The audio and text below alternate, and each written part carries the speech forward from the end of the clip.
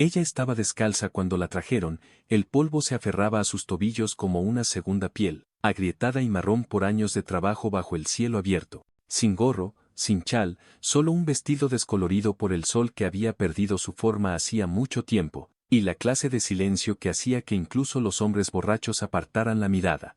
La ataron al poste con una cuerda deshilachada, como lo habían hecho con los caballos. Leonor Montenegro permaneció inmóvil mientras el último eco del motor se desvanecía entre las colinas.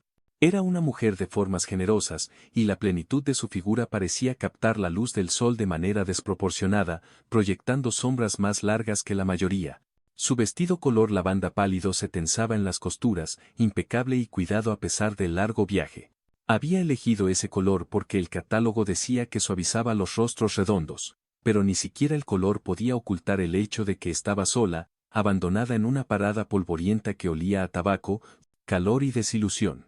Nadie vino por ella. No el hombre que había escrito 6 cartas ansiosas, no el hombre que decía que no le importaba su tamaño, solo su honestidad. No estaba allí, ni con flores, ni con un anillo, ni con decencia. Es tuya siempre y cuando te la lleves hoy. Fue entonces cuando comenzaron los susurros. Esa chica, la huérfana de allá afuera de Dry Creek. Pensó que había huido con un comerciante una vez. No tiene familia más que la mujer que la vende como flor. Nunca la he visto sonreír. El subastador no detuvo la venta, no hizo una pausa, solo miró alrededor y preguntó, ¿quién tomará a la chica? Trabaja en silencio, es pequeña, no pide más. Nadie levantó la mano, no al principio. Algunos hombres miraron y luego apartaron la mirada. Un tendero se rió entre dientes y sacudió la cabeza. Un niño susurró algo sobre bienes usados y su madre le dio un codazo en las costillas. La chica miró al suelo como si no esperara nada y estuviera acostumbrada a eso. Entonces, una sombra se movió cerca de la parte posterior de la multitud, un hombre alto con un guardapolvo marrón desgastado. Nadie lo había visto llegar. Se apoyó en la barandilla junto al poste del herrero, con el sombrero bajo, la mano firme. El polvo cubría sus botas, no fresco, sino de algún camino más antiguo. Alguien susurró, ¿no es ese el viudo de Southridge? Pensó que vendió su ganado. No tiene ayuda ahora. Tal vez solo esté aquí para mirar. Pero no miró, dio un paso adelante. Una mano levantada, apenas un gesto, pero rompió el silencio como una bala. Yo la tomaré, dijo. No fuerte, no suave, solo constante. El subastador parpadeó. La tomarás. Asintió una vez. Ella es tuya para vender, resopló la madre. Ella es mía para deshacerme de ella. El hombre se acercó, entregó algunas monedas, no una fortuna, no una ganga, solo lo suficiente. No la desató de inmediato. Solo la miró. Ella no devolvió la mirada, en cambio miró la cuerda, sus muñecas en carne viva, la tierra. Sacó una navaja de bolsillo, lenta y cuidadosamente, y cortó la cuerda. Ella no se estremeció. Él no la tocó. ¿Te duele?, preguntó. Ella sacudió la cabeza. ¿Tienes un nombre? Sin respuesta. No importa. Él dio un paso atrás. Hay un carro esperando. Puedes venir o quedarte. Es tu elección. Por un latido de corazón, ella no se movió. La multitud no respiró. Entonces ella se bajó de la caja. Sus rodillas casi ceden, se atrapó a sí misma. Él no le ofreció un brazo, pero caminó a su lado, lo suficientemente lento como para que sus piernas cansadas pudieran seguir el ritmo. Y juntos dejaron la plaza bajo el peso de 1000 ojos. Nadie los detuvo. Llegaron al carro, de madera simple, una mula enganchada e inquieta. Él la ayudó a subir en la parte trasera, le pasó una cantimplora, no dijo nada más.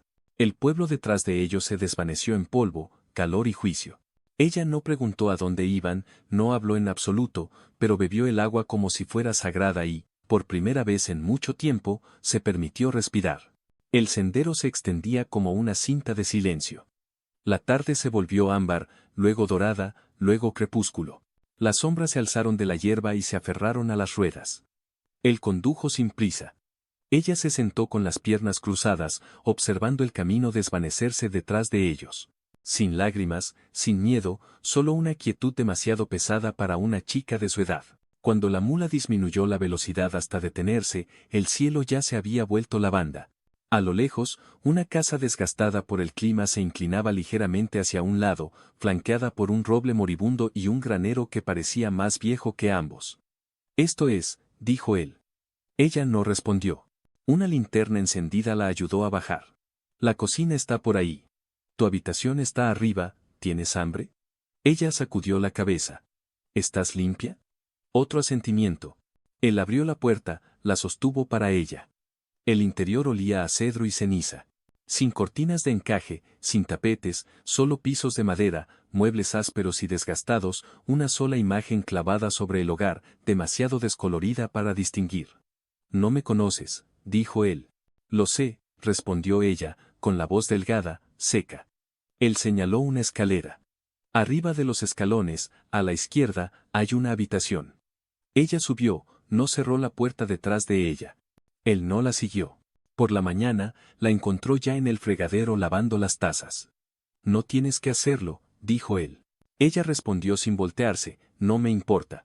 Desayunaron en silencio. Sin preguntas, sin charla trivial. Ella notó su cojera. Él notó la forma en que se estremecía cuando el viento azotaba la puerta. Más tarde, ella intentó barrer el porche, el mango de la escoba se rompió. Él lo arregló sin decir palabra. Ella dobló las toallas en cuadrados, mantuvo su voz en su garganta. Él le trajo un chal cuando la noche se puso fría, lo dejó sobre la barandilla, nunca le dijo que lo usara. Y así pasaron los días, no con drama, sino con tranquilidad, un silencio que no estaba vacío, solo esperando. Ella notó cómo él alimentaba primero a la mula, siempre, cómo tocaba el poste de la cerca como si fueran viejos amigos, cómo decía buenas noches a la misma hora todas las noches, incluso cuando ella nunca se lo devolvía. Él notó, también, cómo se estremecía con el trueno, cómo pelaba su pan antes de comerlo, cómo se quedaba afuera mucho después de la puesta de sol mirando al horizonte como si pudiera ofrecer algo mejor. Una noche, preguntó, ¿por qué me tomaste? Él no respondió de inmediato, solo vertió café en 2 tazas, le tendió una. Cuando finalmente habló, fue bajo. Porque nadie más lo hizo. Ella miró la taza. El vapor se curvaba entre sus dedos. Podrías haber elegido a alguien más bonita, susurró. ¿No puedo ser ambas cosas? Ella se rió, entonces verdaderamente, y el sonido la sorprendió incluso a ella misma. Bonao la condujo más allá de los lugareños boquiabiertos, más allá de los murmullos y los juicios. El sol se hundió más, proyectando largas sombras detrás de ellos, el tipo que siempre viene antes de una tormenta o una salvación. Leonor no sabía cuál la esperaba, pero al menos no entraría sola en ella. Ninguno de los dos creía en la esperanza, pero ese porche bajo el cielo amoratado tenía 2 sillas y, por primera vez, ambas estaban llenas. La chica se despertó con una luz que no esperaba. Se filtraba a través de las cortinas de muselina, pálida y suave, como si tratara de no asustarla. La cama crujió cuando se sentó, medio esperando un golpe, un grito, una exigencia. Nada llegó. Abajo, la casa se movía lentamente. Las tablas del suelo gemían en viejos ritmos. En algún lugar un hervidor susurraba. El ranchero ya estaba afuera. Ella dobló la colcha sobre el colchón como siempre lo había hecho, con los bordes ajustados y las esquinas en escuadra, como la cama de un soldado, una costumbre de una vida donde el orden era supervivencia. La cocina aún olía al pan de la noche anterior. Una nota estaba sobre la mesa con la letra de un hombre. El café está listo. Estoy en el granero. El forraje está en el comedero si te apetece. Sin firma, sin instrucciones más allá de lo que importaba. Lo leyó 2 veces antes de doblarlo y deslizarlo en el bolsillo de su delantal. Algo extraño sucedió entonces. Sus hombros, siempre tensos, se desplomaron solo un poco, como si alguien hubiera aflojado la cuerda en su interior. Afuera, la mañana era tranquila, el tipo de tranquilidad que no presionaba sino que daba la bienvenida. Siguió el rastro de huellas hacia el granero. Cada una profunda y cuidadosa, como si el hombre que las hizo llevara cosas de las que nunca habló. Él no levantó la vista cuando ella entró, solo siguió clavando una bisagra doblada en su lugar. El sol se filtró a través de las rendijas y rayas doradas de polvo flotaron entre ellos como fantasmas antiguos. «Puedo ayudar», dijo ella, y él no dejó de trabajar. «¿Estás segura?» Ella asintió. «Estoy acostumbrada al trabajo». Él señaló hacia el heno. «Tíralo si quieres». Bonao le ofreció su mano nuevamente y ella la tomó, notando los callos. Manos honestas, ásperas por el trabajo, no por la crueldad. Subieron al carro. El hijo mayor de Bonao la ayudó a acomodarse, sorprendentemente gentil para un niño criado en tierra y silencio. Leonor sintió el peso de las miradas desde atrás mientras salían del pueblo, la gente observando, juzgando, susurrando palabras como desesperada y tonta. Mantuvo la mirada al frente. Ella no pidió agua, él le tendió una taza de hojalata sin decir palabra. Ella bebió, se la devolvió. Sus dedos se rozaron. No fue nada, fue algo. Más tarde, ella estaba de pie junto a la cerca, con los brazos apoyados en la barandilla superior, observando el viento agitar la hierba como una madre acariciando el cabello de un niño. Él vino a pararse a su lado, en silencio. ¿Construiste todo esto?, preguntó. Él asintió una vez, la mayor parte. ¿Por qué? Él miró al frente. Porque alguien tenía que hacerlo y yo todavía estaba aquí. Ella no preguntó qué significaba eso, no necesitaba saberlo. Esa noche, ella cortó zanahorias mientras él traía leña. El aire dentro de la cocina se espesó con el aroma del guiso y el crepitar de los troncos. La casa ya no se sentía completamente hueca, solo en pausa, como una canción esperando su siguiente verso. Ella notó cosas, como él colocaba sus botas lado a lado junto a la puerta, como nunca azotaba un armario, como sus manos, callosas y agrietadas, podían moverse con cuidado. Él notó cosas también, como ella volteaba su rostro hacia el calor como si hubiera tenido frío durante años, como siempre tomaba el plato agrietado, la porción más pequeña, como escuchaba más de lo que hablaba, como si las palabras una vez la hubieran lastimado. A la mañana siguiente, encontró una tela doblada dejada sobre la mesa, un nuevo delantal cosido a mano, no fino, pero reflexivo. Trazó el dobladillo con sus dedos como si fuera oro. Para el tercer día, ella conocía el patrón de sus pasos en el porche, él conocía el sonido de su tarareo cuando pelaba manzanas. Hablaban poco, pero el silencio ya no estaba vacío, estaba lleno de cosas que no era necesario decir. Pero los fantasmas, ellos permanecieron. Él pasaba junto a una puerta estrecha al final del pasillo cada noche sin tocarla. Ella notó la forma en que sus ojos se oscurecían cuando la veía, la forma en que su mandíbula se tensaba por solo un segundo. Una vez extendió la mano hacia el picaporte, estaba cerrado con llave. Más tarde le preguntó al respecto. Solía ser su habitación, dijo él, sin nombre, sin explicación. Ella no insistió. Esa noche, mientras yacía en la cama, pensó en todas las habitaciones en las que había estado encerrada, las que tenían tablas clavadas en las ventanas, las que tenían palabras como propiedad y pago flotando en el aire como humo. Y ahora aquí estaba, libre de irse y demasiado insegura para moverse.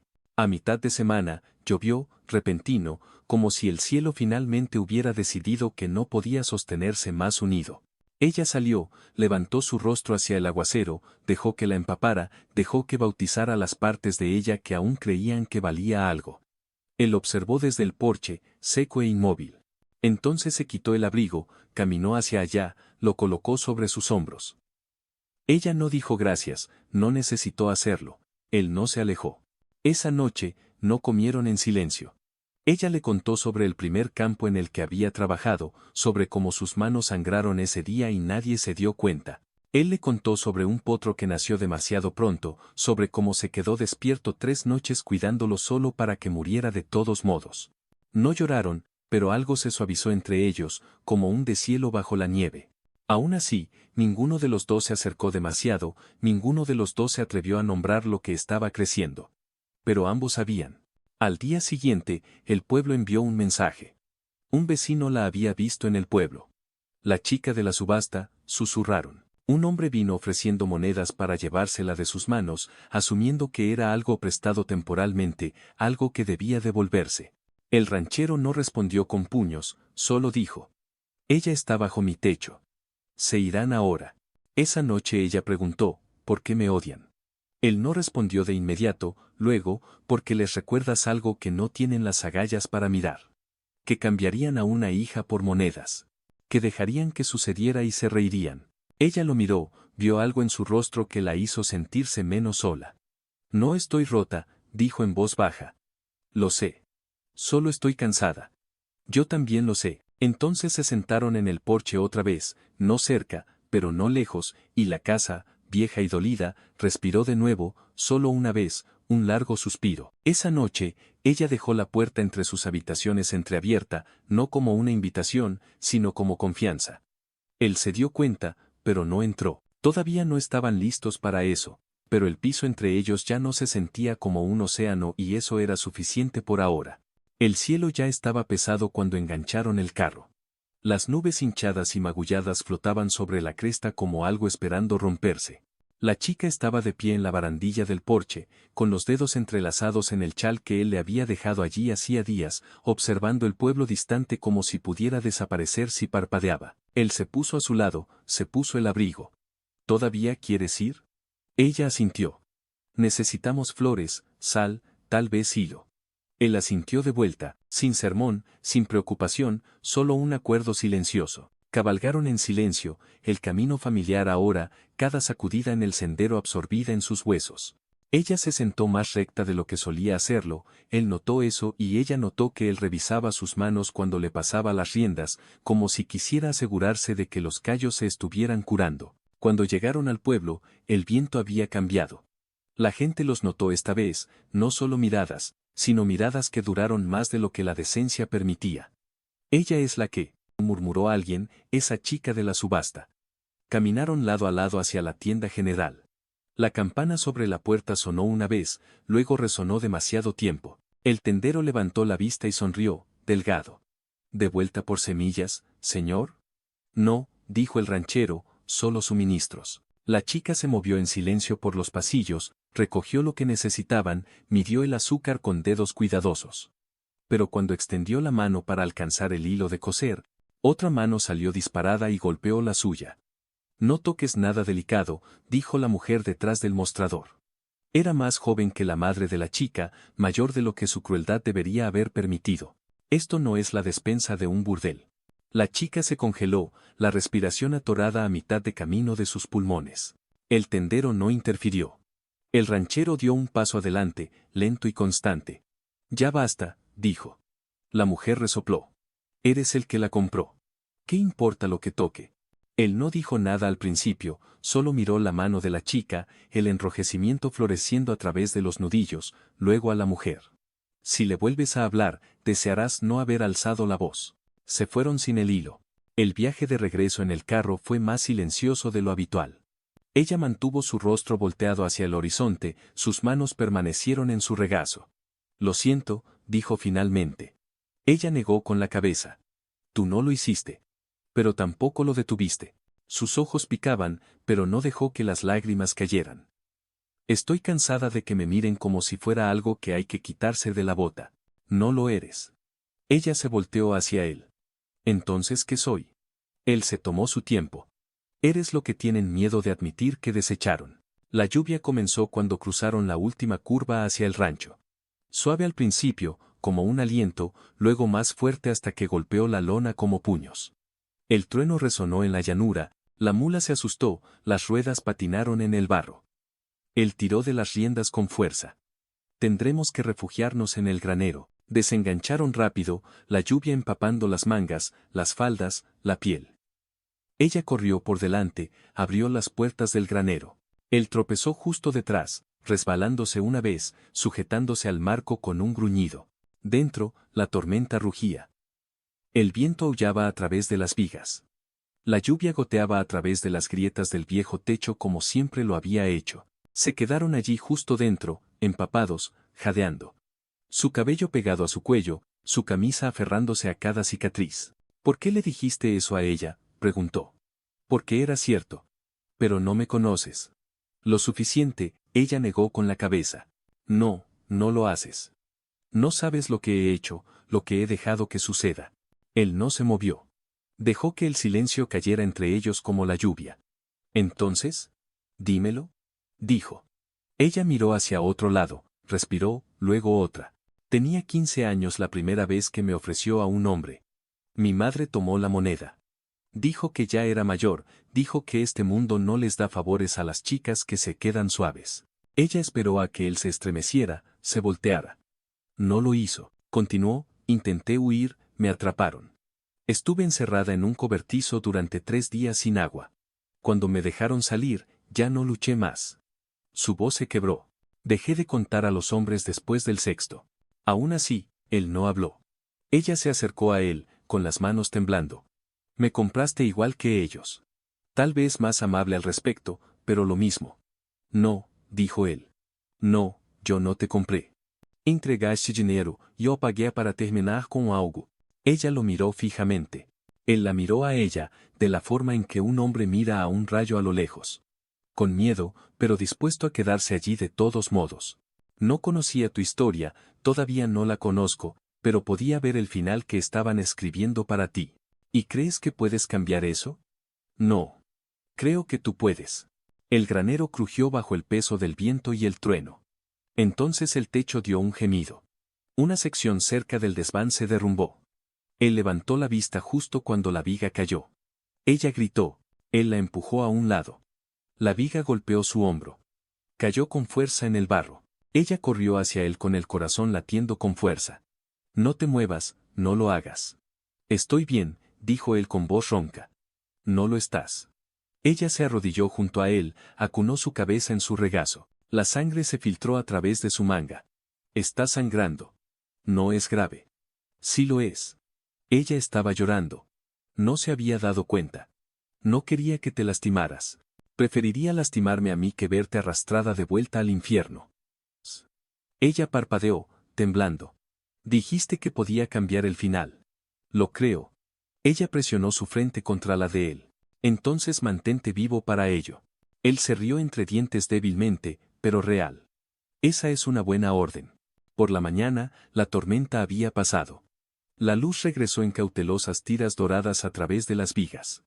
Él estaba sentado apoyado contra un barril, vendado. Ella le trajo café, se lo entregó sin decir palabra. Él lo tomó, sus dedos rozándose de nuevo. Esta vez ella no se alejó, él tampoco. El granero estaba roto, la casa todavía estaba en pie, al igual que ellos. La mañana llegó suave, como si la propia tierra estuviera conteniendo la respiración. La niebla se aferraba baja a través del campo, como un recuerdo que se negaba a levantarse. En el granero, la chica estaba sentada con las piernas cruzadas junto al ranchero, ambos envueltos en el silencio que sigue a la supervivencia. Sostenía una taza de hojalata en sus manos, ya no para calentarse, sino para algo más constante. Un ritual. Su vendaje estaba empapado cerca del hombro. Él no se había quejado, no había pedido ayuda, pero ella aún así le trajo agua y revisó la herida. Su tacto practicado por años de atender a otros que nunca le agradecieron. Deberías descansar en la casa, dijo ella. Él negó con la cabeza. Hay que arreglar el techo. Casi mueres. Él miró a través de la puerta del granero hacia la extensión pálida de la luz de la mañana. Casi. No lo mismo que. La chica, no, Lena, capturó su aliento con un suspiro no tan severo como el suyo, con sus heridas. Después, les tocó a ellos. No sería para siempre o para los débiles. De pronto, esa realidad se hizo presente y fue cuando descubrió su nombre real. La joven que había encontrado a Jed esa mañana después de estar postrada en el camino, era ahora la joven que podía protegerlo mejor que nunca. Es necesario marcharme, se proclamó Lena con firmeza. Su aserción no se enfrentó a la frustración del hombre al que se había acostumbrado, una respuesta al silencio, no cuando la situación merecía algo más que un gruñido, un guiño o el ceño fruncido de un hombre perdido en medio de la nada que nunca creyó, merecía algo más. ¿Qué puedo hacer?, exigió saber el hombre después, debería haber sido más estricto. Había que haber pensado en ello antes. ¿Qué puedo hacer, ahora? Ahora, nada, reconoció, pero te quiero. Estaré bien. Al poco tiempo y lista para lo que se avecinaba, cabalgó hacia lo desconocido. Esa noche, como había prometido la leyenda o lo habían hecho los hechos, Jed y Lena se encontraron una vez más en el cruce del horizonte del rancho. En el centro, encontraron el círculo de fuego que los envolvió. La visión, un momento antes, que iba a terminar con las estrellas, los fantasmas y su nuevo amor, ahora era una forma de unirse, de estar en una sola pieza cuando la mitad de ellos estuviera separada, y que no lo estaban realmente, nunca lo estaban, ya que las mareas gravitacionales de una persona hacían que la otra luchara contra lo que no siempre podía entender. Con el corazón de Lena puesto en otro lugar y las atenciones de Jed puestas en todos, fue con una sola palabra que sus vidas ahora se sellaron. Bueno, porque no se dan una ducha. En poco tiempo, los miembros de su comunidad habían corrido por el desierto, habían buscado un nuevo hogar e inevitablemente, Jed, un hombre que no se creía merecedor de este tipo de cosas, descubrió el motivo de su llegada. ¿Por qué la buscó? ¿Por qué se quedó? ¿Por qué la amó? Porque fue lo que era, no solo quién era, sino a dónde iba, que el amor y la comunidad se extendieron a través de la base que construyó. A través del fuego, las estrellas y la tierra, sus historias habían estado a la espera durante mucho tiempo, y, por supuesto, ahora sería la hora de crearlas, de compartirlas y de hacerlas más grandes que la vida, por pequeña que fuera. Jed y Lena. Lena y Jed. ¿Por qué no nos sigues o le das a las campanitas o a los comentarios? Dijo Jed, como sea que funcione esa tecnología en estos días, así siempre podrás contar con nosotros. Lo cual hace que me pregunte a dónde debemos ir. Sus palabras sonaron y resonaron en la llanura, mientras Jed observaba cómo su mundo se convertía de nuevo, con una sola frase que se extendía desde el polvo y más allá. A la siguiente parte, proclamaron al unísono. Ahora es tu turno de unirte a la comunidad de Jed y Lena. Dale a me gusta a este video y suscríbete al canal, y haznos saber en los comentarios sobre el poder del amor incondicional.